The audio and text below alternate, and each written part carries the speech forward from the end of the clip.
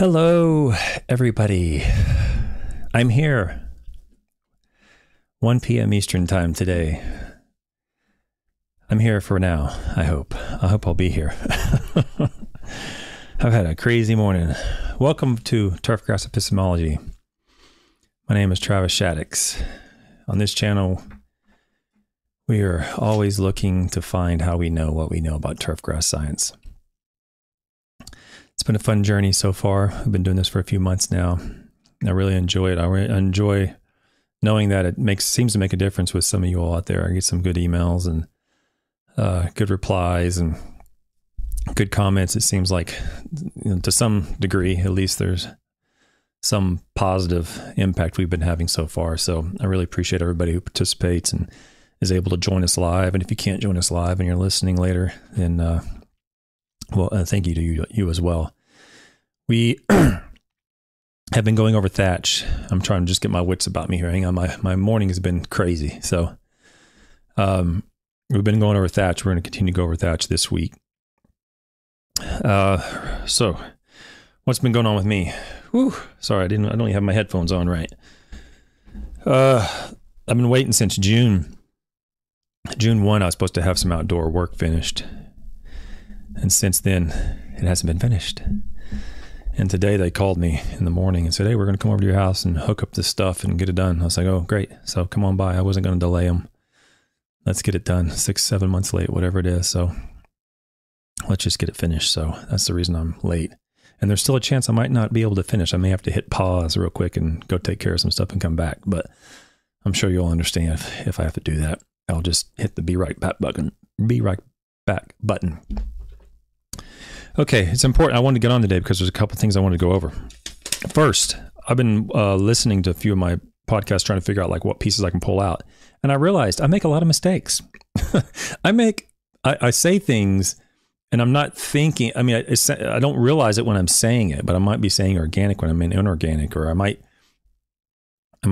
speaking and from in my head, I'm saying the right words, but when I listen back to it, I'm like, wait a second, I'm obviously said the wrong word there. So I'm saying all that to say this is that I'm live. There's no script here. Okay. I'm flying by the seat of my pants and there will be mistakes made. So if there's any doubt or question as to what I said or didn't make sense, by all means, reach out to me and ask me a question, because I might have just misspoke. On that note, we're going to go over an article today that is a follow-up article from a prior article we did last week about this during an establishing bentgrass green. And during that podcast, I was talking about the model they used as a factorial, and I completely somehow I got confused, and I was talking about factorial and why you would want to use it. And I wasn't describing a factorial. I was describing a Latin square design. Not that probably anybody really cares, but what I was describing, and I was talking about the differences in error term between the rows and the columns and the all these things. The factorial, it has nothing to do with a factorial. I don't know. I was speaking and saying factorial, but I was describing in my head a Latin square design. They didn't use a Latin square design. So I was wrong. I misspoke. The factorial was fine then. It's still fine now. And my description of a factorial on that episode, 2 or 3 episodes ago, was not a description of a factorial. It was a description of a Latin square. So I apologize for that error. Please let me know if there's you catch any other errors. I don't want to say anything that's incorrect. So that's that. We have a couple videos we're going to talk about today, and we're going to get into the first one. This will be an example of what's referred to as the availability heuristic bias. So we're going to talk about a couple of videos, and as soon as I get them up here, let's go to the first video. This was Scottsdale, Arizona newscast. Let's listen and see what they have to say. Seeing a lot more homes with artificial grass around the valley. The city of Scottsdale just banned natural grass from all new home builds. Why do you have to talk like this when you're on the news? Why can't you just speak like a normal human being? I don't know why they have this voice. I mean, you ever notice that? Seriously, just speak in a normal voice. I'm going to get back to the newscast now. Here we go. and other valley communities could do the same. Small yards, big yards, even some corner lots. The artificial grass business is on a roll in Arizona as homeowners look for ways to conserve water and protect the environment. This turf will all drain. Brian Klein with Paradise Greens and Turf in Scottsdale tells us they're working non-stop, even in the scorching summer heat. It only makes sense. I mean, we live in the desert. We're constantly in and out of drought conditions. And it just makes sense. I can't see why, any reasonable homeowner, if they could afford it, wouldn't want to participate in a program that saves water and beautifies the neighborhood at the same time. So that's not actually not an availability heuristic, what he's saying right there. What he's saying right there is what's referred to as the personal incredulity fallacy. And whenever someone says, it just makes sense, or I can't think of a reason why someone wouldn't want to do that, those are telltale verbiages for the personal incredulity fallacy. I just can't think of any reason why this wouldn't work or why anybody wouldn't do it. That's not a good reason to do it. We're going to show examples of that actually in the world of turfgrass. Well, this is turfgrass here. But just because someone can't think of a reason, or just because it makes sense, well, this makes sense to me, so we should do it. Those are all just personal incredulity fallacies that are not. It's a well-known, documented flaw in reasoning. Okay, that's one. We're not going to talk about that today, but that's one in this particular video. It's easy to catch when you hear those words. And the turf business appears to have been given another boost. The Scottsdale City Council just approved a new landscaping ordinance to protect the city's water resources. Starting next month, natural grass will no longer be allowed in the front yards of new homes under construction. This is really about getting rid of non-functional grass. The grass that we don't walk on, the grass that we just use for aesthetics. This is about getting rid of that and only using the functional grass that is necessary for our city. A number of valley cities currently offer financial incentives to homeowners to remove natural grass and create a zero landscape.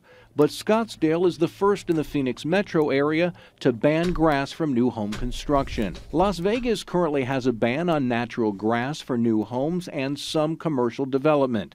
Klein thinks it's just a matter of time before other Arizona cities do the same. Typically speaking, with the average residential install, the homeowner will recoup their costs in about 3.5 to 4 years. And that's going to come in savings in water that they're not using to water the grass and savings in the landscape maintenance they're no longer paying for. I'm told the cost to install artificial grass can run between $6 and $8 a square foot, with the price depending on the quality of the product and where it's made. For more details on artificial grass, go to our website at azfamily.com. Okay, so basically this is a newscast in Arizona saying natural grass is going to be banned. And the council lady on there saying, well, this just makes sense because we're going to get rid of the grass so it's not functional or whatever. Whenever city council people, let me just go back to me here. Whenever city council, whoever's elected officials making these policies, they don't know much about everything. No one can know a lot about everything. And so the sign of an effective leader is someone who can fill those voids in their knowledge with specialists, and specialists using evidence to make these decisions. And when people are elected and city councilors are in the position of making policy, and you make a policy on, well, this just makes sense, or whatever springs to mind the easiest, that is the bias of availability heuristics, meaning you convince yourself that it's a good idea because it's what springs easily to mind. What's the easiest thing that comes to your mind? And therefore, it must work. It must make sense. Oh, it makes sense to remove natural grass and put in plastic grass. Yeah, that makes sense. We have a water problem. Natural grass requires us to irrigate water, which is not always the case, but that's what they think. Well, so we should just remove it and put in plastic grass. That makes sense. So we'll just do it. That's an availability heuristic bias. Okay. And we're going to show in the next video exactly what's probably going to happen in Arizona, which is already happening in California. So now let's go to California, who also did this a while back. They banned natural grass because somebody got elected and thought it was a good idea. The first thing that came to their mind, well, that makes sense. We have to do something. Well, I have to do something. Let's just remove the natural grass. And I'm going to get back to this in a second as to the other options that include natural grass that they should have considered, but they didn't. So now let's go to the next video coming from California. So Arizona is banned natural grass and they're putting in plastic grass. California already did that in a couple cities, not the whole state, but in some cities they banned natural grass and they put in plastic grass. Now let's hear what they have to say out in California on the local news.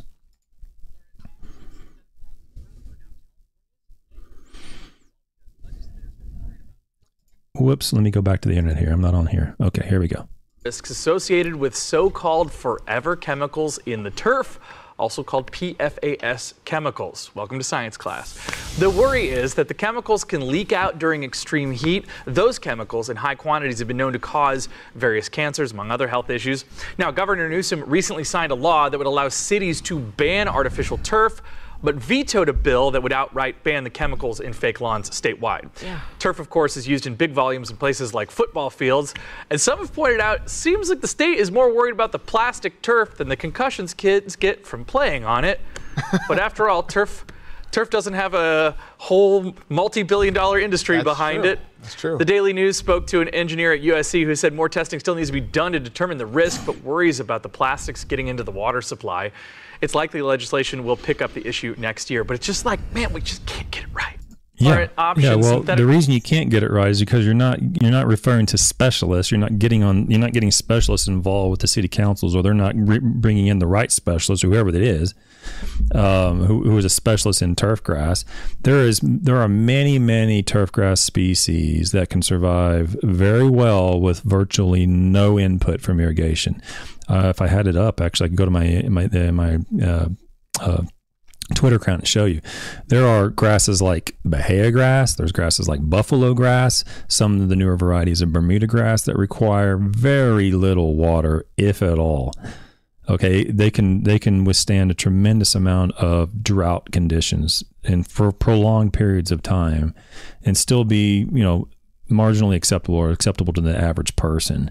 So if you ever hear a councilman or an elected official or anybody on the news saying, well, or even scientists, whoever, or salesmen, whoever, well, I just can't think of a better reason. I can't think of any other reason. I can't think of a reason why we shouldn't do it. Well, that's an appeal to ignorance. Okay.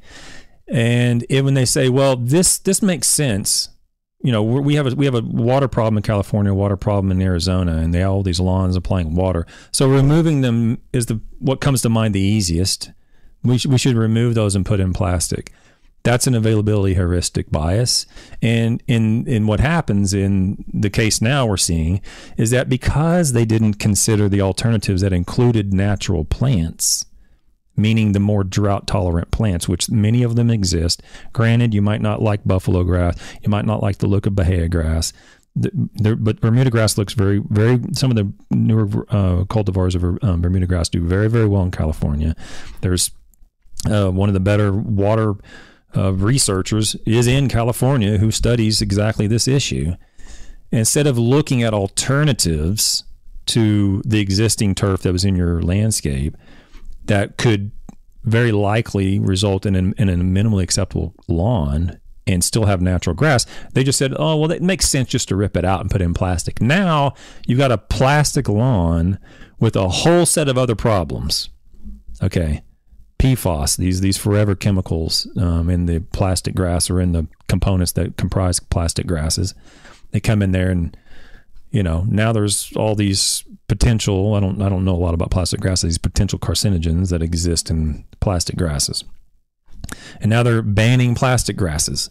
Meanwhile, if you just left it alone to begin with and called in, the University of California scientists, I won't leave their names out of it. I don't know why they want to get involved, but there's research going on all over the United States and a lot of breeding that goes on to address this exact issue. And we've come a long way, even in the last 5 years, certainly in the last 10 to 15 years, of being able to maintain an adequate, acceptable home lawn or even a sports field complex with very, very little water compared to what we had in the past. Okay. So keep that in mind when you hear someone say, well, that makes sense. I can't think of anything else. Yeah, that's the first thing that popped into my head was just remove the grass and put it in plastic. Well, this is an example of the potential disadvantage or potential consequences that can occur when you use when you're not using logic and your thought process is biased by the availability heuristic. It's absurd. Now we're having to go in and rip up all the plastic grass because you didn't bring in the specialist who knew something about it to begin with to help you out. So keep that in mind, guys. All right. Now on to today's article, which is a fun article. Okay. It's a normal article, rather robust, but there's a couple little things in there that I really like about it. So let's get to the article today. Today we're going to do the second paper from the team at Clemson. This paper is entitled Thatch and Mat Management in an Established Creeping Bentgrass Green. Now, the last article we did from this team, they did L93 bentgrass on a grow-in. This one is going to be, I think it's A1. A1 creeping bentgrass on, but it's been established. This is a 3 or 4 year old putting green that they're doing this work on. But they used the same sort of product that they used last time. And if you didn't listen to the previous podcast, don't worry about it. I'll go over it and explain it in this one as well. Okay, so we're coming down to the last 3 or 4 articles, I hope, on Thatch.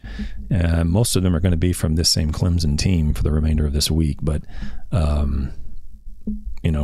this is the first one. I love this stuff because the result in here is just great. It's just fantastic. You need, this is another perfect example of when I say I wouldn't do anything unless you have a good reason. I wouldn't apply potassium, phosphorus, whatever the case is, biological thatch. I wouldn't do any of it unless you have a good reason, because there's a chance that 1, nothing's going to happen, but 2, the opposite could happen. We don't know. Just because you read a marketing sheet and it says it's going to do this, that doesn't mean squat to me. Okay, and this is a perfect example of that. You better have a good reason, because the opposite could occur. So let's get into it. Talking about thatch. Thatch is formed primarily from periodically sloughed roots, horizontal stems, stubble, and mature leaf sheaths and blades, while mat forms when thatch is slow to decompose following a sand top dressing. So remember, the thatch is the part above the soil line and the green tissue, and then the mat is the part below the soil line where the thatch is starting to decompose, and it has soil and included in that little section there. Excessive thatch. No, what did I say? Oh, I did that. No, thatch accumulation occurs when turf grass production of organic matter exceeds decomposition rate. Excessive thatch is commonly associated with negative physical and biological effects on the soil profile, such as reduced hydraulic conductivity, water movement through the soil, decreased water infiltration. Wait, they said reductions in hydraulic conductivity and then decreased water infiltration. These are the same thing. They're just different phrases. I'm not sure what that is about, but increased localized dry spots, reduced tolerance to cold temperatures, increased disease and insect problems, and reduced pesticide effectiveness. Now, we're going to talk about this reduced pesticide effectiveness when we get to the pesticide month. I think February is, I forget, January or February is pesticide awareness month, or there's a day in one of those months. I can't remember. And I'm going to talk about pesticides. And what happens a lot of times with pesticides is the thatch itself will greatly reduce the days that it's effective, because there's so much microbial activity in there. Apparently it starts breaking it down a lot faster than without the thatch. So the half-life essentially is reduced greatly when thatch is present, as opposed to when it's not. At least oftentimes that's the case. That's what we find. Excessive thatch is commonly, okay, I already did that. Okay, so mechanical practices such as verticutting, core cultivation, grooming, and top dressing are commonly used for managing thatch mat development in golf greens. Okay, we're familiar with that. We've been going over it for several weeks. Golf course superintendents and turfgrass researchers continually seek new regimes for combating excessive thatch production and are reconsidering some past thatch control methods to combine with new strategies such as chemical control agents, which minimize surface disruption. So again, we're going back to this whole idea of being able to control thatch without disrupting the surface. no one's really figured it out in, any perfect way yet.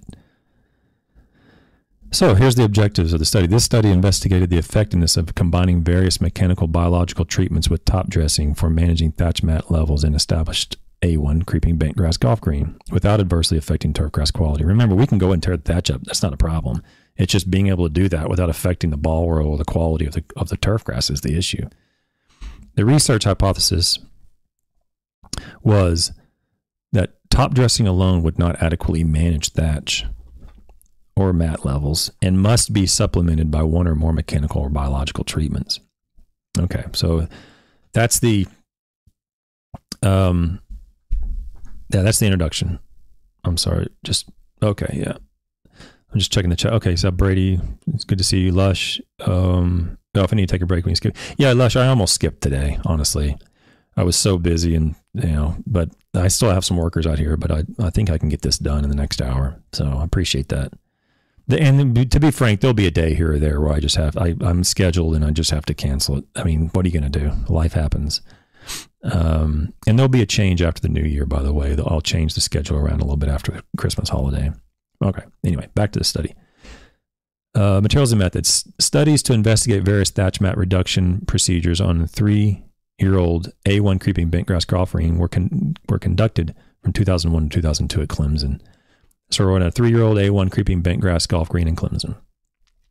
Bentgrass plots were maintained to golf course standards by walk mowing daily with solid rollers and using preventative disease programs. So he's using normal mowing, normal rolling, normal fungicide programs to maintain it as best they can, like a golf course. Oh, I forgot to mention real quick is that the title of this is Thatch and Mat Management in an Established Creeping Bentgrass Golf Green. And it was published in Agronomy Journal in 2007 by Bert McCarty, Matt Gregg, and Joe Toler.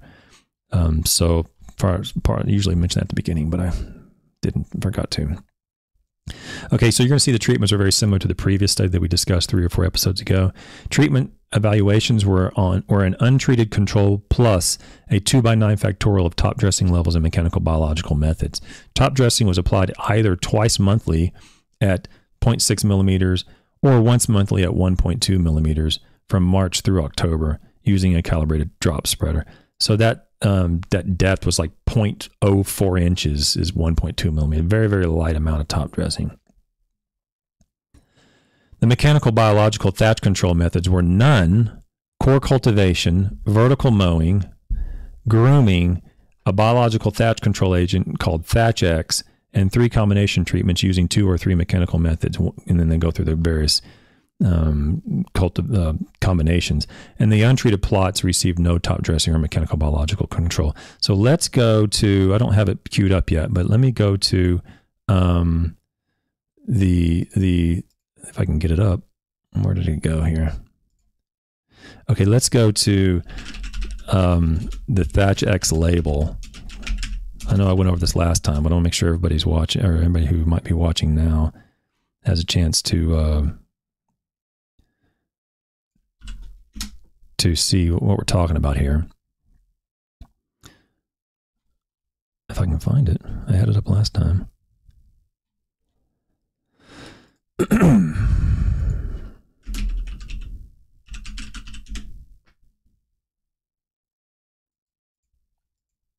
Okay. So again, I don't know if this is exactly the same exact product because the product on that they used was a, where is it? So it's down here. It was a 4, yeah, so it will be 4.9.4.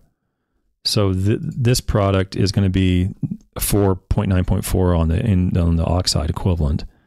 So this is the product they used, at least it appears to be. Let me see if I can get it on the screen here. Okay. So this is the product, the Thatch X 422 Granular Turf Supplement by Emerald Isle Solutions. And it says Thatch X is a blend of food and feed-grade organic meals, including cold water seaweed. And they have the instructions on here, and Soundless says apply Thatch X 1 or 2 times per year. And you can go through here, and they follow the instructions on the label in the study. So they applied the correct rate and the timing and everything to achieve whatever they're recommending in this label. But I mentioned last time, nowhere really on here does it actually make a claim that Thatch X is going to do anything. Okay, so to their credit, they're not claiming really much of anything on this thing. It says Thatch X will be effective at somewhat lower temperatures. Effective at what? We don't know. I mean, clearly Thatch X, you're implying that it's going to reduce thatch or have an effect on thatch, but apply only after danger of freezing. This product is intended as a supplement to a regular fertilization program. For best results, use it in conjunction with a slow-release nitrogen fertilizer program. So there's nothing really here. And it just says use Thatch X with an integrated program to help manage conditions that promote thatch buildup. Anyway, the point is they're not really making much of anything on here. But I wanted to show this to show from a critical thinking perspective, is there any good reason for me to be convinced that this product will do anything to thatch other than nothing or increase it? And meaning, is there anything in here that the evidence has shown would help reduce thatch? And if you look at the label, there's nothing. There's kelp meal, there's fish meal, and alfalfa meal. And they can talk about whatever else was in there, proprietary, whatever. I couldn't care less about that.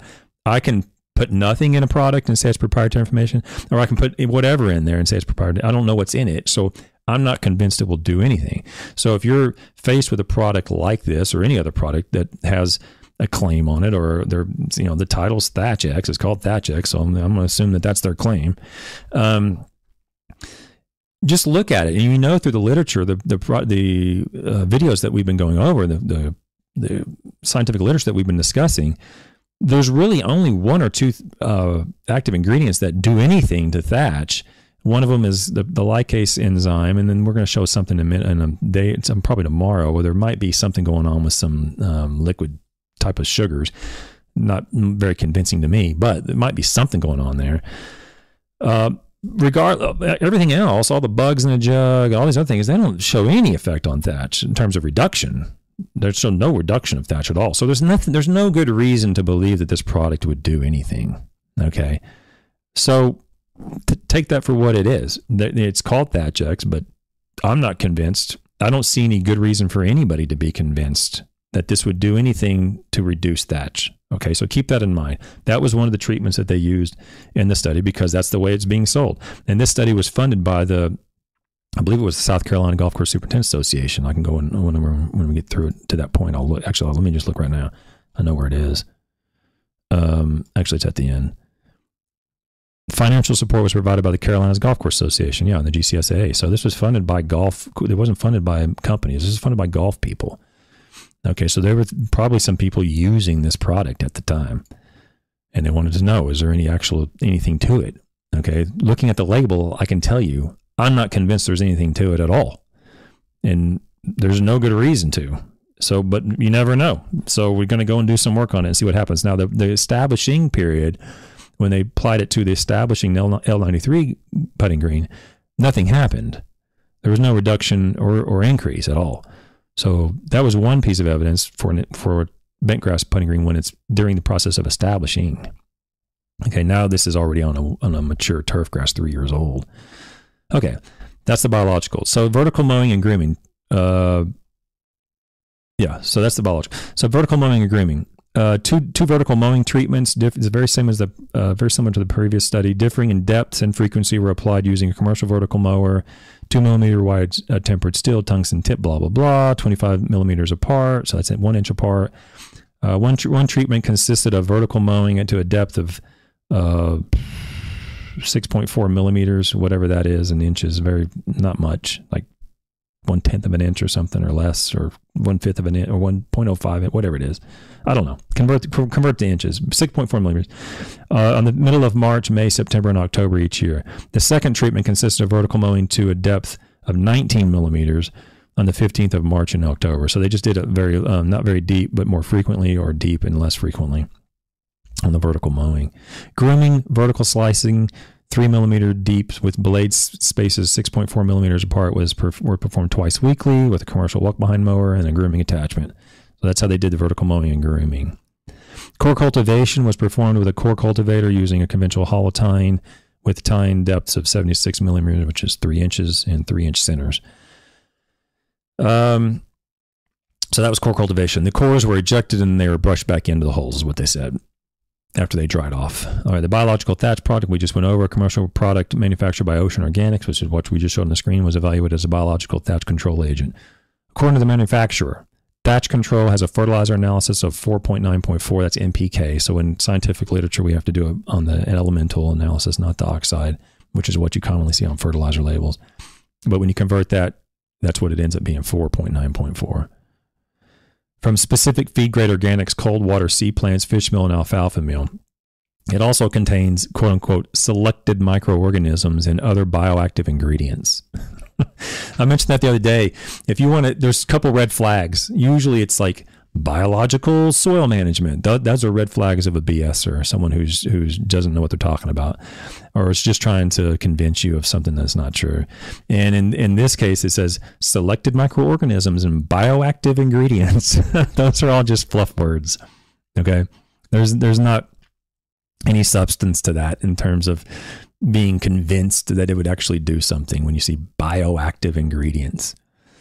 I'm not saying it isn't, but those are red flag sort of trigger words in my mind. I know when I hear someone say that, I usually listen up because I'm like, I wonder what other nonsense this person's going to spew out. You know, see how deep of a hole they'll dig for themselves.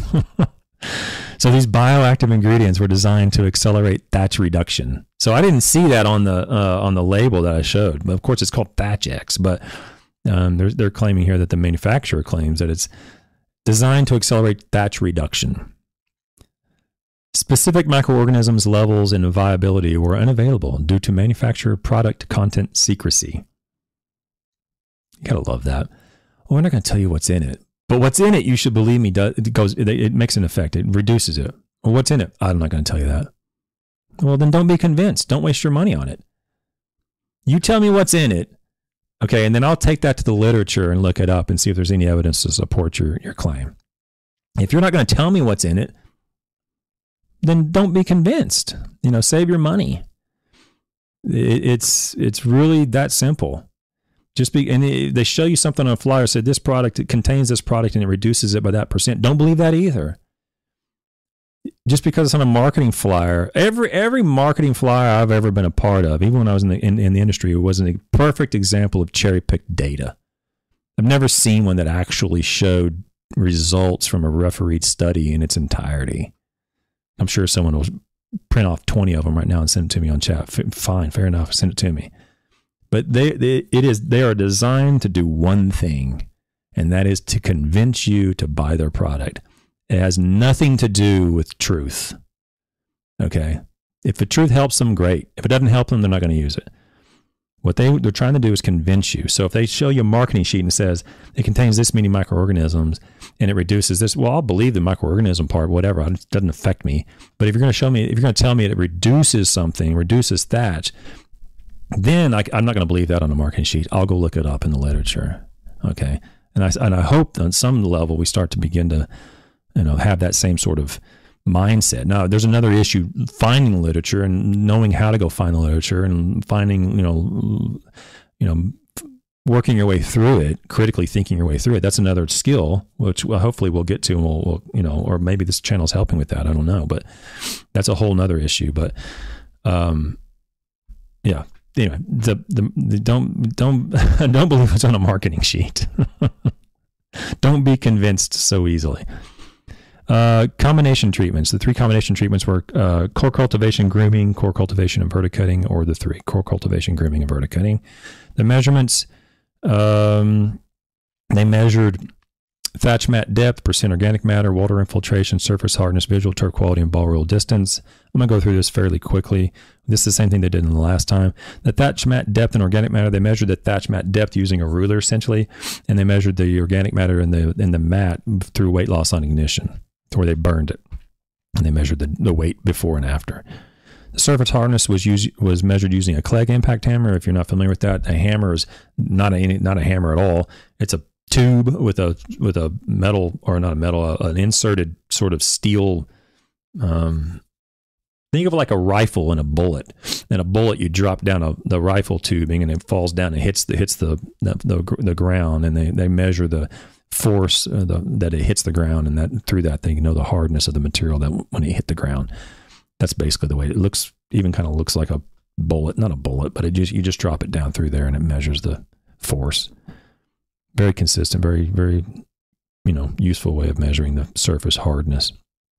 Infiltration rate, they measured that using a double ring infiltrometer, which is about the only practical, reliable way of measuring surface infiltration rate in the field. There's two rings, two complete rings, one a little bit larger than the other. One's inset inside the other, and you fill up one and you measure the water movement out of one. So it is what it is. I'm not a big fan of it, but I don't have a better solution. So I'd rather, well, in the field, I can take a core out. I prefer to take a core out of the field and measure it in the lab. That has a little bit more reliability in my mind. Okay, turfgrass quality was measured on 1 to 10, 1 being no live turfgrass, 10 being dark green dense. Ball row was measured using a stimp meter. If you're not familiar with what a stimp meter is, I tried to do that last time. Maybe I can just find a picture of a stimp meter. Let me see if I can just pull one up. I have one in my basement, but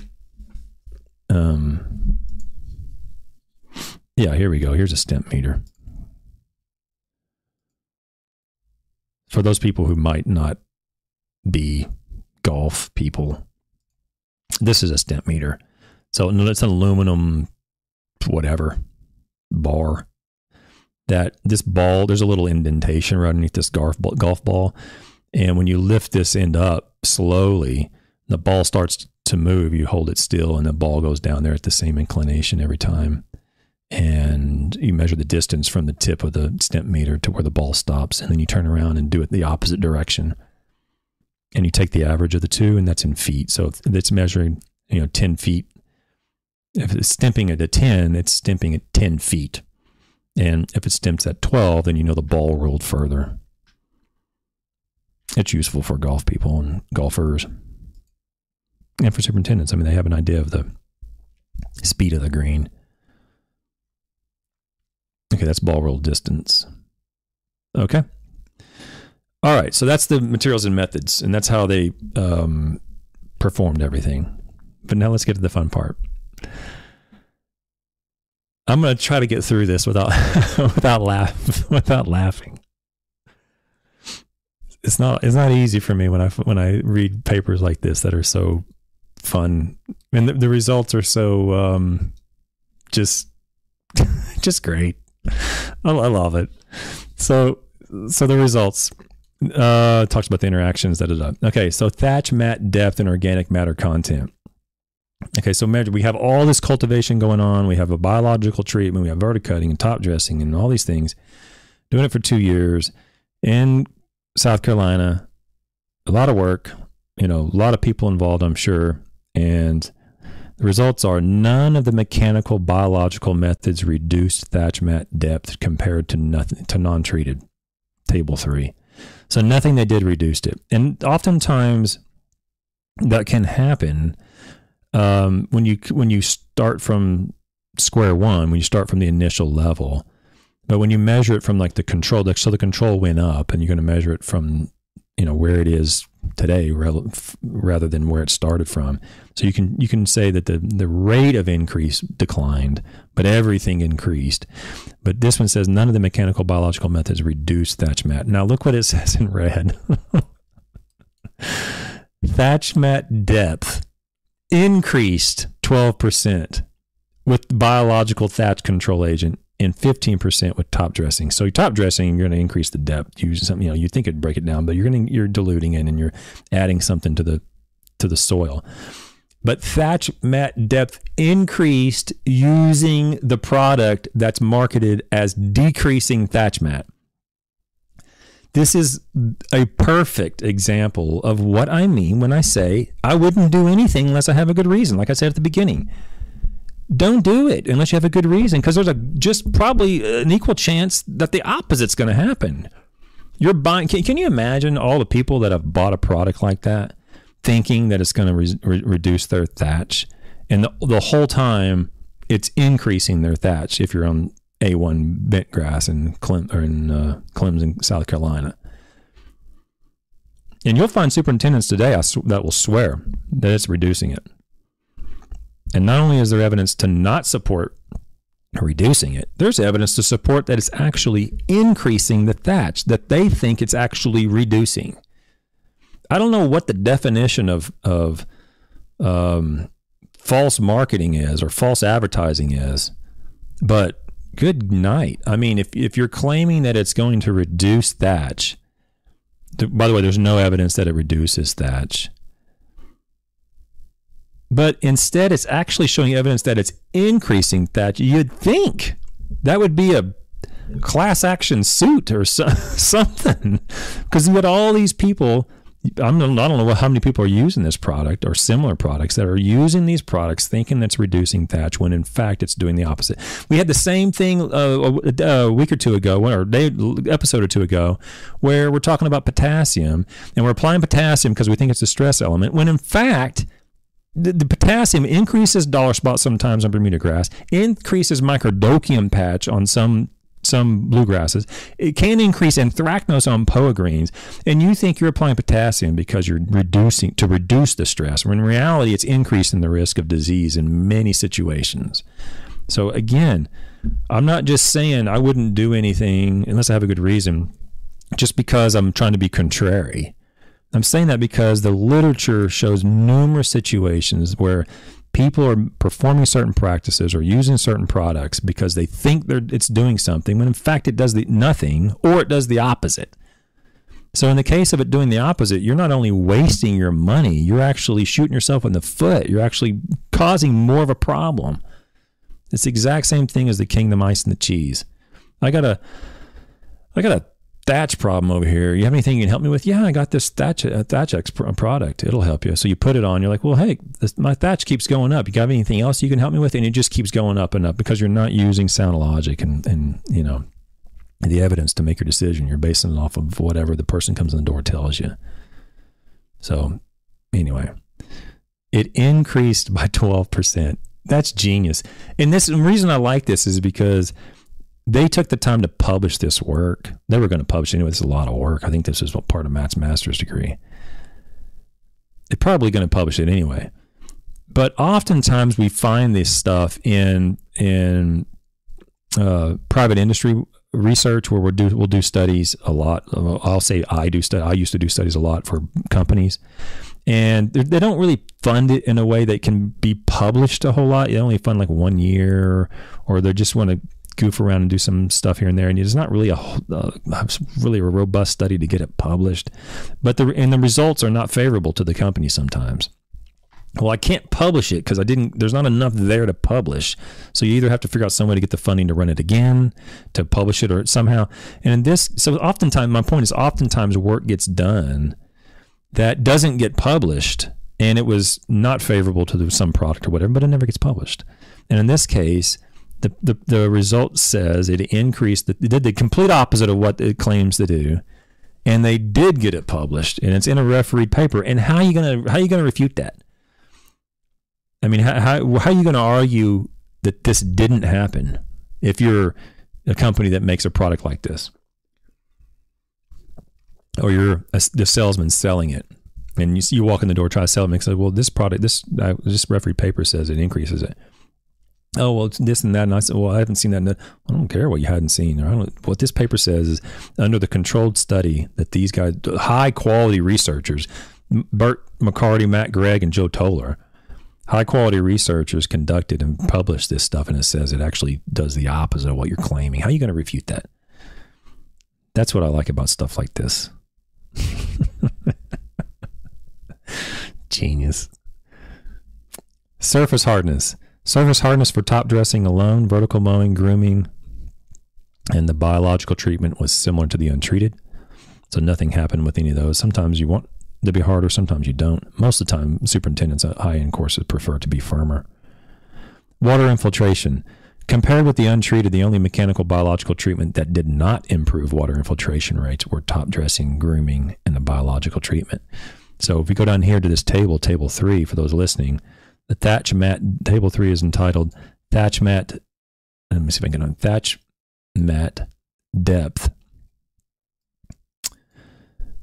surface hardness and water infiltration rates for thatch management treatments used in established A1 creeping bent grass. So we have the water infiltration. If I can get my little thing on here, the water infiltration over here on the far right, and the untreated I've highlighted in yellow. If all you did was top dress, you didn't have an influence. So it went from 61 centimeters per hour to 73, and that was not significant.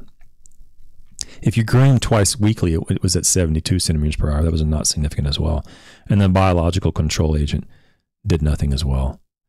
And I hear this a lot too from other products, like what they call them, like not like dethatch products. Well, there are dethatch products. This is a dethatch product, but they're also like what's it called, like liquid aeration products or whatever. I can't remember what they call them. But they'll have like bugs in a jug, and they somehow think that it'll oxidize or eat the organic material and increase water infiltration. Meanwhile, they're applying the product that includes a wetting agent in the product. Of course, you're going to change the water infiltration, probably increase water infiltration when you have a wetting agent in the product. Of course, that's going to happen. But the actual cause of the water infiltration problem is not addressed by your bugs in a jug eating the organic matter. That's silly. And here's an example of that. Water infiltration was not affected at all by these biological thatch control agent. Thatch mat depth, you can see, was not influenced at all. It was 32 when it started and 36 when it ended, and that was not no, wait, thatch mat depth did. Oh, this is where it was. This is where it increased. It went from 32 to 36. 12% increase. Oh, Lord. Can you imagine? It's just critical that we learn to think critically. I know that sounds, what is that, a double positive, whatever you call it? We've got to start thinking critically, guys. There's so much money that gets fleeced out of our industry because companies are taking advantage of your ignorance, basically. I'm ignorant on all that. I'm not saying that in a negative way. I'm ignorant on virtually everything except one little slice of the world in turf management. And I get taken advantage of too. Like I've said before, I buy vitamins, even though I know the literature says it doesn't do anything for American diet. But they're taking advantage of you guys. And it's just critically important that we learn to think critically and find our way through this world of nonsense when it comes to turf products and services. Some of them are incredibly valuable and some of them are completely useless, but all of them cost money. How are you going to find the truth in this ocean of nonsense? All right, turf quality, infiltration. Okay, turf quality. So I'm going to skip through here to towards the end here. Basically, the turf quality rating results are presented separately. Okay, the turf quality was very, very high for every treatment. So I'm not even going to bother going through it. So they had them broken out by year because there was an interaction, I guess. But all these are 9s and 10s. There might be an 8, 8.9. So if looking at a table here, March, April, May, June, July, all the way through October, all the treatments are on the left, and all of them are extremely high. There are some differences in June and July and towards the latter part, August and September. There's some differences among treatments. But whenever you have all the treatments basically a 9 or greater, okay, so one, I don't think I've ever, the untreated was a 10 in June and July. I mean, doing nothing, the untreated was a 10. Here's March through October. Here's the untreated. 10, 10, 9.8, 10, 10, 9.5, 9.3, 9.7. So doing nothing, the turf was about as perfect as you could possibly expect it to be. Okay, by doing nothing.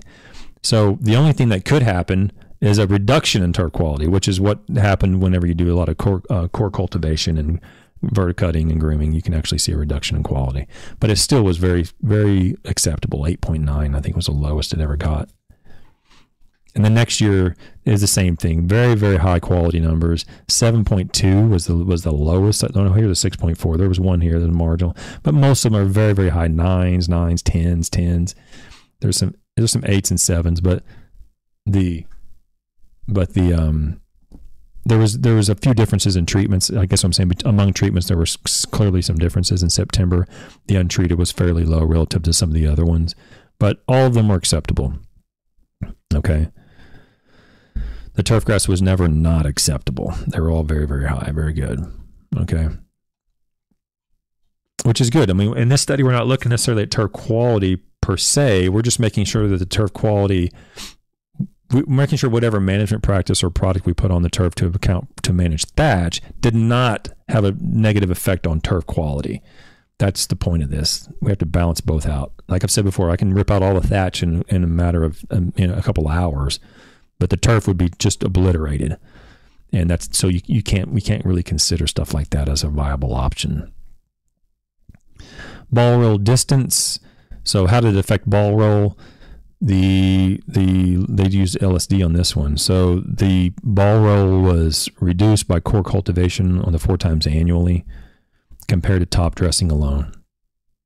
Okay, so top dressing alone resulted in X number of feet, and when you core cultivated or they vertical mode, there was a reduction on the 7 days, and there was a reduction on the core cultivation at 14 days, and no differences after that.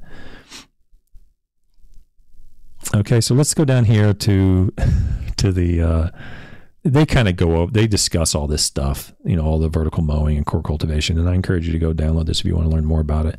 I'm going to go to the biological thatch control and the conclusions, just because I love it. I just love researchers who publish their research, regardless of whether it's seen as positive or negative. Just publish it and get it out.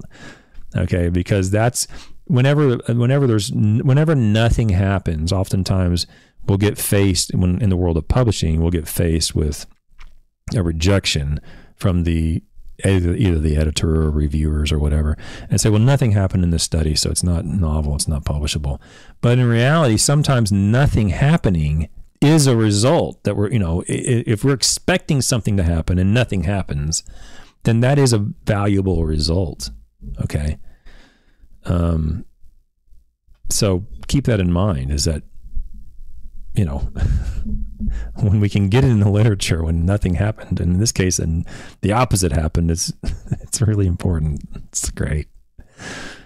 Let's read through the whole section here. There's 2 paragraphs. Limited research has been reported on using biological products, in quotes, for thatch mat reduction. Thatch decomposition without physical disrupting the surface turf grass would be tremendously valuable. Most biological products contain an array of sucrose, glucose, or other sugar sources, low nutrient sources, various acids, and inoculated microorganisms. Now, remember when we had Dr. Sidhu on here, he was talking about the microorganisms that generate lacase, and different microorganisms can produce lacase with different redox potentials. So we need a very, very high redox potential in order to break down the lignin, which is a major component of thatch, and usually the rate limiting factor of carbon in the thatch as well. To break it down, we need to break down the lignin, and to break down the lignin, we need an enzyme with a very high redox potential like lacase. So when he says various inoculated microorganisms, it doesn't matter that you inflated the microorganism population. We're going to apply these sugars, which is what he says, various sucrose, glucose, and other sugars. That soluble carbon will very likely have at least a temporary inflation of the microbial activity or microorganism population. That will probably happen. But it's completely irrelevant if it doesn't inflate the correct species of microorganism for a prolonged period of time. And that's what Dr. Sidhu was saying. We have to not just inflate the microorganisms.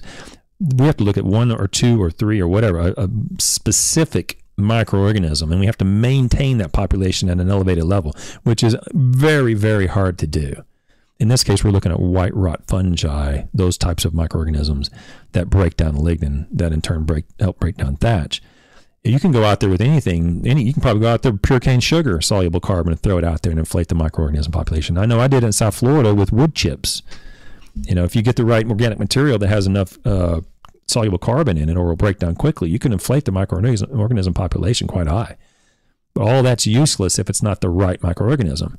And what he's saying is that all this has happened, sucrose and glucose, and we're inflating the microorganism population. All this has been conducted in the past with very little effect at all. According to the manufacturer, thatch consists of a specific feed-grade organics, cold water sea plants, fish meal and alfalfa meal. This is all just natural organic fertilizers. Following manufacturer recommended rates, timings, and frequency during 2-year study. I'm not going to be able to say this without laughing. Oh, God.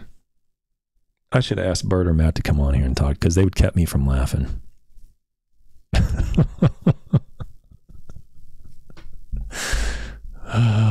Okay, hang on. Okay. Thatch X did not control thatch mat accumulation, as thatch mat thickness was 12% greater than the untreated. The only thing that gets me stopped laughing is if I can think about all the customers, you know, who bought it and were taken advantage of. You know, that's sad. It really is. That breaks my heart. It's very depressing. You know, there's so many people who probably even today are using that product or products similar to that product who have bugs in a jug and proprietary microorganisms and all these other things, who think that what they're doing is actually resulting in their claim. And they may be convinced to the point you can't change their mind. I put it out every week and I see it happen, and I put it out every month, and before I put it down, you should have seen how bad this place was. I don't doubt that they're convinced that that's what's happening. And what I'm saying is in the scientific literature, it's very clear that those products either don't do anything at all to the thatch layer compared to non-treated, or compared to the top dressing alone, or they increase the thatch. Turf grass quality with Thatch X was comparable to top dressing alone, vertical mowing, and grooming. And organic matter content of the thatch mat layer was maintained at pre-study levels. Table 4. Inconsistency of biological thatch control products has been noted. Ledbetter and Scoglie. We keep coming back to this paper every time, it seems like. We've gone over that paper. If you want to know more about the Ledbetter and Scoglie paper, go back on the live stream, I don't know, maybe 3 or 4 weeks ago, and you'll have my review of that paper. They evaluated 3 biological treatments that included lime, a 2377 fertilizer, sucrose, and glucose, and concluded that they provided no decrease in thatch, even as far back as 1967. Murdoch and Barr, 1976, we also covered that paper, found no evidence of thatch reduction for commercial microorganism inoculum in common Bermuda grass. Burnt, we had Lee on the podcast. He noted that thatch thickness reduction of Kentucky bluegrass after 1 year of applying 3 commercial bioorganic materials, but was unclear whether it attributed to the added microorganism or increased infertility. In other words, these bioorganic materials was a hodgepodge of numerous things in it, and he didn't pull out individual things to know what it was. He just knew that the product did something, but he didn't know what it was in the product that did it. Okay? So that's the biological. Okay, conclusions. Short conclusion paragraph. We'll get to it here. Under the conditions encountered in the study, sand top dressing alone maintained acceptable turf grass quality, but did not adequately control thatch mat development or improve water infiltration rate. So this is really important if you're a superintendent and all you're doing is top dressing on A1 Bentgrass in Carolina. The addition of Thatch X, a biological thatch control product, did not improve results. So there's another study that they did. For some reason, it's popped in my head. There's another study that the McCarty team did when they were looking at colorants and dyes, pigments. And I'm going to get to that at some point. But basically, it said these aren't really doing what you think they're doing. I'm going to get to that paper too. The McCarty team has put out a lot of papers. They're well known for putting out high quality practical studies in golf, primarily golf, regardless of the result. And not that other researchers don't do that. I mean, we all do it. We all put out whatever the finding is what the finding is. But they put it out, and they're not afraid to say stuff like this. It's great. It's fantastic. The addition of Thatch X, a biological control, did not improve results. It actually made them worse. Compared with the untreated, the inclusion of grooming or vertical mowing with top dressing controlled thatch mat development. Okay. While vertical mowing marginally increased water infiltration, core cultivation was necessary to achieve substantial improvements in water infiltration rates, but the addition of grooming and or vertical mowing did not enhance this benefit provided by core cultivation alone. The combination treatment of core cultivation, grooming, and verticutting was the only treatment that reduced organic matter content of the thatch mat layer during the 2-year study. The benefits provided by the mechanical treatment were achieved without causing detrimental effects of turfgrass quality. So what he's saying is basically the core cultivation, grooming, and verticutting was what was necessary to really see a difference, or to have an effect on the organic matter. And that's what they found in the other study too when they were doing the establishing bentgrass, is that when you go in and do thatch work and you want to make a difference, if you're going to make a difference on thatch, it's number one, don't try to solve a thatch mat problem unless it exists. Okay. You're going to go in and try to cure someone's bad turf or bad lawn by removing the thatch. Well, if thatch isn't causing the problem, then going in and trying to tear it out isn't going to solve it. Okay, so one, there has to be a thatch issue that's resulting in whatever unacceptable turf you're observing. But if you're convinced that indeed it is the thatch that's causing these bad symptoms, I've said before, don't play games with thatch. Don't think you're going to rent some little, thatch machine from Lowe's that comes in there and just tickles the grass and you're going to have any meaningful impact on the thatch. You got to go in there and tear it up. You can't be afraid of it. As long as it's a spreading type grass. I mean, if it's tall fescue, or maybe fine fescues, or certainly Bahia grass or something like that doesn't really spread, you got to be real careful with that. You have to reseed it. But if it's a spreading type grass, tear it up. If the thatch is the problem, go in there and mean business when you get in there, whether it's verticutting or a combination of verticutting and aerification, get in there and really pull out that material. Again, if that's indeed what's causing the problem, go in there and pull it out, and don't play games with it. And that's the way to do it, especially on home lawns. But even on sport turf or golf, go in there and do some real work, and you will you'll be happier than if you just come in there and start fiddle-faddling around, trying to tickle the grass a little bit. Okay. So tomorrow, I hope it'll be a normal time, 10 a.m. I hope. And we're not going to have any guests this week. So it'll be 10 a.m. tomorrow, and then 10 a.m. on Thursday. And on Wednesday night, we'll have a 9 p.m. I really hope this is the last week on Thatch. Okay. Unfortunately, and I'm not making this up, I can put my screen on put my folder on the screen. I have 22 now, 23 articles, 23, and this is minus this one, 22 on Thatch. So I don't know who mentioned this a while back. I appreciate you mentioning it, okay? But this is what happens when you go, hey, Travis, can you cover Thatch? And let me know. This is what happens. I end up going into it for a month or whatever, a month and a half, and I have no clue if this is of any interest to you at all. I mean, I think if we can sum things up on the cool season fall fertility, I think, by going over it regularly, week after week after week after week, we catch people who might not have caught a prior episode. We start talking about the same thing over and over, and it kind of starts to sink in, is what I'm thinking. I don't know. But I think people start to get the idea we need to go out a little earlier with soluble in. We need to refrain from these slow release in sources, especially later on in the season. I think that's sort of what we pulled away from the fall fertility. And on Thatch, because I didn't just do one day, I'm doing whatever it is, a month. What I'm doing is I'm trying to justify why I'm spending a month on it in my own mind.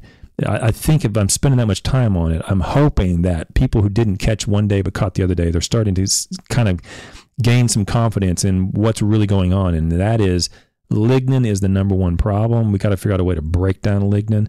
Generally, it's not very easily done. Products from white rot fungi generally will help that. But if you're not going to do biological, which I wouldn't really recommend, honestly, biological, even though lacase tends to be what has shown to work, these other bugs in a jug don't work. These other dethatcher products, there's no evidence to indicate that they will work. So I'm thinking we're starting to kind of learn that and have some confidence in that. And we're also, I hope, starting to realize you got to do some damage. You got to go in there and really tear it up. But don't do that unless thatch is the problem. So I'm hoping that maybe that's what's going on in y'all's minds. I hope that maybe you're catching that from the show.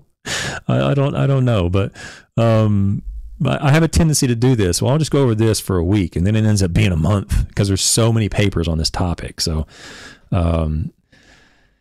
anyway, let's see. So let me go to the chat real quick. The Lawn Saw says, always never trust marketing. Always never trust marketing. Okay. Yeah, I don't have much confidence in marketing at all. Other than I have a lot of confidence knowing that there's a pretty good chance that's what is in there is flawed. They've cherry picked something out, or they've done something that I'm very skeptical, very cynical of marketing, because I was involved with the teams that would put that stuff together, and it just shook my head when I'd see it go out. Eric Sand says, I know I've learned a lot with regards to okay, good, Eric, thanks. Yeah, I mean, I have to understand, I'm sitting here on one end of the camera, and I don't know if you guys are in your trucks or out in your patios, or you're picking up your kids or whatever you're doing, and I don't know what's useful and not useful to you all. I try my best. Randy from Bulgaria, welcome back. What will be the next subject that we cover? So, good question. The next subject I'll cover after this week will be iron. I'm going to cover iron from now until the end of the year, and then I'm going to come back in January, and I'm probably going to start covering potassium, because here's my thought process, Randy, and correct me if I'm wrong. I mean, you guys can steer me away from that if you want, if there's another area. But what I'm thinking is, it's wintertime in the United States where people are starting to slow things down, and I think they might be thinking about, how am I going to blend my next batch of fertilizer, my next blend that I'm going to have to order and have it come in February or March and get ready for the next rounds in April and May. You might be thinking about the components of those fertilizers now. I don't know. Correct me if I'm wrong. But I'm thinking that, and so I want to get the iron and the potassium, two of the components of granular fertilizers that are generally unnecessary. I want to get those two in at it before it's too late, so you guys can make decisions on your fertilizer blends before it's too late for next year's order. Is what I'm thinking. But if you all say, hey, I'm open, I'm wide open as another topic that you want to go over. But that's what I'm thinking. Iron for the remainder of this year, and then we'll jump into potassium in January. So thanks for that question, Randy, or comment on Randy. Lush says, I'm stubborn. I'm a stubborn mule that needs it beaten into my brain. Okay. You're out reading meters. Yeah, thanks for that photo I saw the other day. I was wondering what that was. It kind of looked, because my meter out here got changed because it wasn't reading, and I was like, what are you guys doing? I'm just kind of curious. I think, we're putting a meter on so we don't have to manually read it. I'm like, oh, okay, that's kind of neat. And then Randy finishes up, everything I've been covering is valuable for us. Thank you for your time. Thank you for watching. I'm still amazed anybody even watches this stuff. I mean, I don't know. I mean, I didn't know that, and it was useful. Like I looked it up the other day, where if I've already learned something, I assume everybody else knows it, and that's known as the curse of knowledge.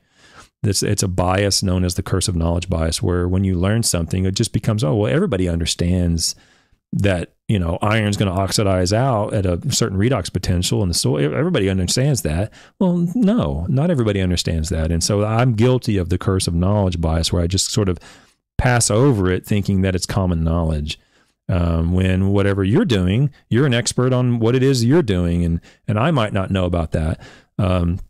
So I have to understand that, other people are good at other things, but they might not be good at this particular thing, being iron or being potassium or Thatch or whatever. So I apologize. I just sort of skip over stuff.